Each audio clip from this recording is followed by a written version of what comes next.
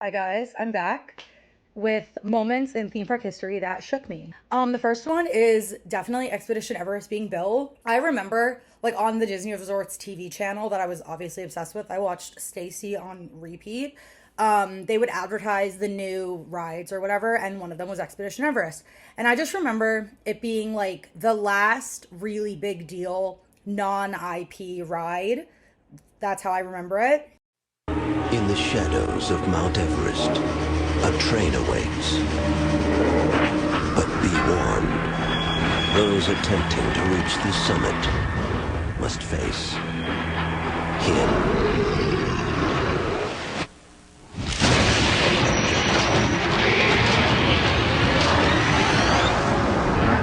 Expedition Everest, a chilling new ride, only at Disney's Animal Kingdom. So basically, I got to see it before Disco Yeti, which Disco Yeti, like the first time I went on this ride, the animatronic Yeti was like swinging at you with its arm. It was very scary. It was very close to you.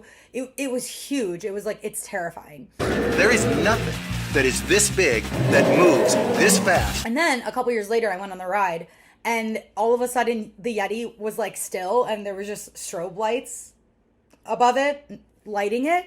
And so that's actually because of this thing. It's called Disco Yeti.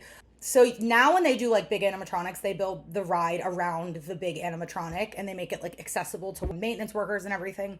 But this one, it was built, the ride was built like first and then they put the Yeti in it. But the ride was not like physically capable of keeping this Yeti like swinging forward without like collapsing the entire building. So while that wouldn't really happen now, but back then it was like, oh, the ride is gonna, it would need like a serious overhaul, and Disney like didn't want to do that because they basically would have had to like destroy so much of the ride, and it was like brand new. So they just turned the Yeti off, and now he's just completely still because yeah, the motion of him swinging was like destroying the ride. Now he's just still, and there's just strobe lights on it. And yeah, I remember the first time I was on it, it was terrifying. But then once it was Disco Yeti, I was like, that is not that scary. Yeah, so that's the first one. And apparently that switch, the reason that I remember this is the last big non-IP ride is there was like a CEO switch. The next one is when I was in college around like 2018, I would go to Disney and all of us, I was vegan slash like vegetarian slash whatever, raw vegan. I don't want to talk about it. But yeah, I was basically just like a flexitarian. So I was really into that for a couple years. And I went to Disney a little bit worried. At first I was like worried. I was like, oh, like what am I going to eat? Because it was like I'd never been to Disney as like a vegetarian. And growing up I had like some food limitations basically, and Disney was, and my parents always framed it as like allergies. Basically, my parents didn't want me eating. I had really bad ADHD, and so something that helped it was not eating like food dyes.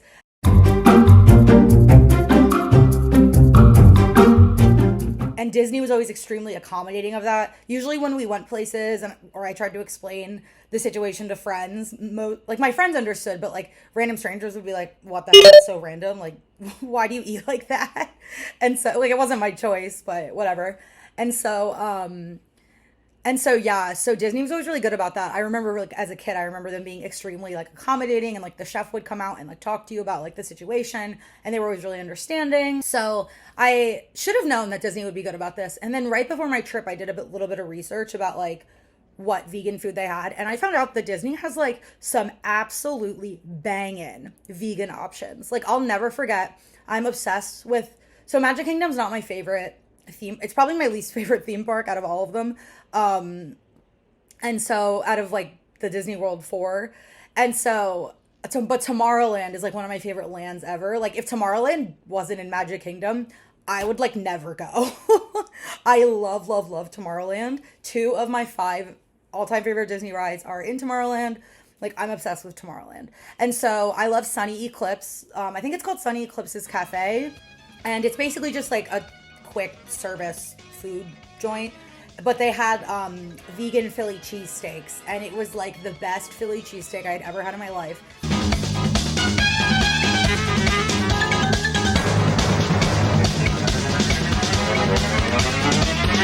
Disney also has like, I'm not a big French fry person, but I love McDonald's French fries, or like I love thin cut French fries. And Disney has like super thin cut McDonald's like French fries. So they're always like a super solid snack to get. Like cheese fries, whatever, plain. They're just the best. All right, the next moment that shook me in Disney theme park history was Space 220 being built. So, as you all have watched, Jenny Nicholson made a video about the Galactic Star Cruiser and how much of a disappointment that was. And I expected the Star Cruiser to be incredible and that Space 220 would be I was like, and then like after finding out that like the Star Cruiser kind of sucked, I was like, oh, Space 220, it probably won't be that good. Literally one of the best restaurants I've been to ever. It's literally it's up there in my favorite Disney it might be my favorite Disney restaurant. It's so good. Like the food was incredible. They had great mocktails, great cocktails, like not most of the room you can like there's these huge, I mean the highlight of it is like first you go up in like an elevator. It's like a huge elevator, and then when you get up there they're like acting like you're in space. They have, it's so 80s Epcot. They have like a rotating thing of like lettuce, and then they just have all these things that are so 80s Epcot. And it was so refreshing to experience that, because Disney, we know how Disney's been the past 5-10 years. So this was a really welcome surprise. It was, these huge space windows are like, you know, it's 3/4 of the room and they're of the walls, and you can watch it like a TV. Like it was so cool. The food was banging. I don't remember what I got, but I just remember everything I got was like so good. And yeah, we had a really nice waiter, and like all the Disney waiters are great, and waitresses, but I don't know. I just remember like he was so nice. Okay, the next moment that shook me was Joe Rohde retiring. So he was like the first Imagineer who I knew like by name. Not that I know a ton of their names, but I do know like if like there was a list of their names, I could know that they're Disney Imagineers. But Joe Rohde was like the first one that like I was like, oh, he's like the Imagineer with like the earring. And I always like loved hearing him speak, whether it was on like Disney Resorts TV or like in YouTube videos that were posted. And so yeah, he just did so much for Imagineering. And I used to follow him like on Instagram. Like he's such an anthropologist. He's such an interesting person. And everything he says is like real. It's like not, you can tell he's just speaking off the cuff. Like he's very laid back. He's just so cool. He's literally the reason Pandora is what it is. And Pandora is like one of my favorite theme park lands ever. I love Pandora. And so, yeah, I'm just really glad that was his last project that he worked on. I'm glad that he's retired. I think he retired during COVID. I literally remember seeing his Instagram post. And yeah, I mean, I'm glad that he built Pandora and that he did such a good job with Animal Kingdom. And yeah, his retiring kind of threw me off guard. I was a little upset when that happened. And I don't think anyone could ever replace him or like his spirit. He's a main reason. He's a huge reason why Animal Kingdom is the way it is.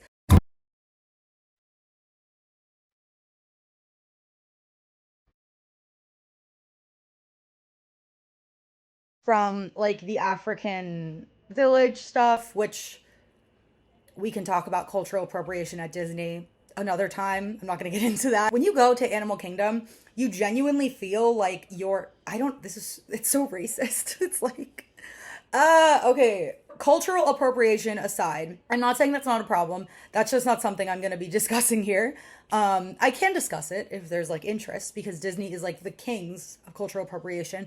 But anyway, yeah, it's really interesting because it's not like IP based. It's based on like different countries in like Asia. And so, yeah, it's just immersive. It's immersive as hell. And it's cool to be there. And you don't feel like you're in the middle of Florida. I don't really know how to talk about Animal Kingdom because it's literally just based off of like African and like Asian cultures. A lot of it is cultural appropriation. But yeah, that aside, I really do like enjoy being in Animal Kingdom, it doesn't feel as commercial as all the other Disney. So Disney, obviously, like everywhere there's stores, there's everything, so much of it is themed and like huge and awesome. But a lot of it feels like you're like at a theme park. And this park, it feels almost like a regular park. I don't know. Obviously there's rides, but there's animals. It's one of the biggest like zoos in like the country or something like that. And I've looked into it because I was like, oh, is this like ethical? And like, from what I can see, like it's pretty ethical, like zoology. And I respect that. And so, yeah, I just really like Animal Kingdom. The last few things I'm going to talk about are specifically rides. So one of them is when they changed the Great Movie Ride to Mickey and Minnie's Runaway Railway, something inside me broke. I loved the Great Movie Ride. That was one of my favorite rides ever. I loved that ride so much. It was so cool, and it had nothing to do with Disney IP. The amount of IPs that were in that ride, they were not Disney. So, like, you got a reenactment of Alien. You had, I think, Revenge of the Mummy. That room was horrifying. You had, like, Singing in the Rain. You had, like, the mobster movies. You had, like, Wizard of Oz. You had, like, Westerns. And it was also a ride that the cast member that was guiding you around, like your host, was an actor. And so it was like a show, and they would interact with characters like on the sets in the rides. Like, it was insane. Like, they were part of the rides, these people.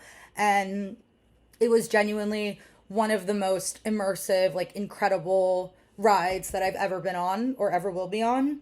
And it was, I know people didn't like it. They thought it was boring. They thought it was slow. But that ride always was like, your head was just nonstop looking around. There was so much to look at. You feel like you could go on 5 times and notice new things every single time. And it was just such an incredible experience. Now, your girl loves Mickey and Minnie's Runaway Railway. I love that ride for some reason. I know it's all screens. It's for like iPad kids, but that song slaps. Obviously the song's a banger. I love that song. This is my theory, that they wanted children to know who Mickey and Minnie were, because they're not really any like Mickey and Minnie. The only like Mickey and Minnie cartoon that kids watch, even in my opinion, from what I know, is Mickey Mouse Clubhouse. And so I think they wanted to have like a new updated version of Mickey and Minnie for kids to like. So they made these new cartoons with this new art style that are modern. And so, yeah, so they have that. And then they did Mickey and Minnie's Runaway Railway based on that art style. And yeah, I really like that art style. I think it's really cool. It reminds me of like Cuphead's art style. I just think it's really nice. And the colors are nice. I love how the room like transforms with the screens. I think it's so interesting. I like that part where you're like on the waterfall. Yeah, I do really like Mickey and Minnie's Runaway Railway, but like RIP Great Movie Ride. That was genuinely one of the best theme park rides like to ever exist. And it's a shame that it's not there anymore. And every time I go on Mickey and Minnie's Runaway Railway, the queue is really similar, and it just makes me so sad, honestly. Like, the line makes me sad. I forget about it by the time I'm on the ride, but yeah, definitely that's a hard pill to swallow. Next is, again, a very similar situation. Them changing Maelstrom to Frozen. This makes me mad because Maelstrom was genuinely one of the best rides in Epcot. And I don't know if it was one of my favorites, but it was like a staple. It was a classic. It was a little bit scary. It was kind of weird. It had like trolls and everything. And I literally it felt like a mini Norwegian getaway in the middle of the Florida heat. And I love Frozen. Like, don't get me wrong, I'm a huge Frozen fan. I love the princesses. I love the music. I love Olaf. I love Sven. I love Kristoff. Like, I love all the characters. Sven's the best character, obviously. But I really love Frozen. I like its aesthetics. I like the colors. I love that they're like winter movies. Frozen 2 is a hot mess express, but it is fun to watch. And then Frozen 3 will be coming out within the next couple years. So I will definitely be seeing that in theaters.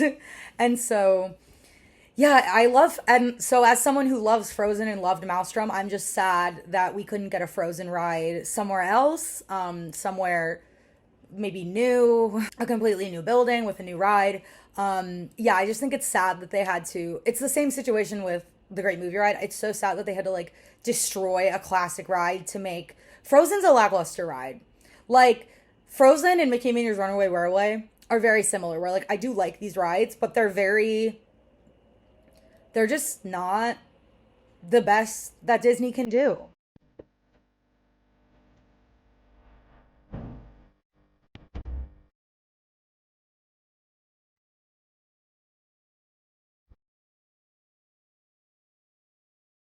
And that's been proven by how crappy our rides look compared to the ones overseas. I do love the Frozen ride. They will continue to go on it, but it does make me sad that Maelstrom is no longer there. And I will say though, the line for Frozen is in where the exit used to be for Maelstrom, and kind of similar vibes. Okay, the last moment in theme park history that shook me is the Splash Mountain situation. So listen. I obviously understand that Song of the South is a problematic movie that was not made that long ago. Splash Mountain opened in Magic Kingdom in 1992. And I'm pretty sure in California it was built at some point in the 80s. That's not that long ago. Why couldn't you have done it around another theme? I don't understand who was like, we have to make it based on Song of the South. I don't even think you could watch Song of the South at that point. Like, finding a tape was probably impossible. For those of you who don't know, Song of the South is a movie that you literally can't find anywhere. I've never seen it. I would actually like to see it just to know, because I've seen so many clips.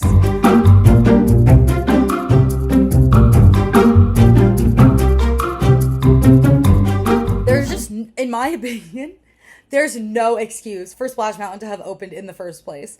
That's insane. That was not that long ago. I just think it's insane that this ride was built in the first place, let alone. So now, they were like, okay, Splash Mountain is racist. You know what we're going to do? We're going to make it Princess and the Frog themed. Okay, cool. Why is the only reason behind Princess Tiana getting a ride was that they were trying to make good on their racist past? So they were like, oh, we'll make a ride about Princess Tiana. And it's like, why couldn't Princess Tiana get like her own ride that's like has nothing to do with like Disney covering up their history of racism? It feels so, and honestly, to get a little bit meta about the situation, I love Princess and the Frog. Why the hell is our first black Disney princess a frog for the whole damn movie? She's a frog for like 75% of the movie. Why is our only black princess an animal for the entire movie? And our first black prince. Why are they animals? That movie was made in like 2014. I don't understand why they fumbled the bag so hard. So between the movie, her being an animal the entire time, I don't have to explain why that's a problem. And then now the ride, she gets a ride because Disney's trying to cover up their racist past. It's just messed up. Hashtag Princess Tiana deserves better. And yeah, that makes me so mad, honestly. That's the note we're going to end with, because this is the last moment in Disney theme park history that shook me. That's on my list. And to be clear, again, I love Princess Tiana. I love Naveen. I love the Shadow Man. I love Charlotte. Charlotte's so funny. In my opinion, Tiana and Charlotte have some of the best, like, character designs of princesses. I know Charlotte's not technically a princess, but they're princesses in my eyes. So, and neither is Tiana. Tiana's not even a princess, but they're princesses to me. And they have some of the best designs. I'm obsessed with Tiana's dress. I think it's literally one of the best Disney princess dresses.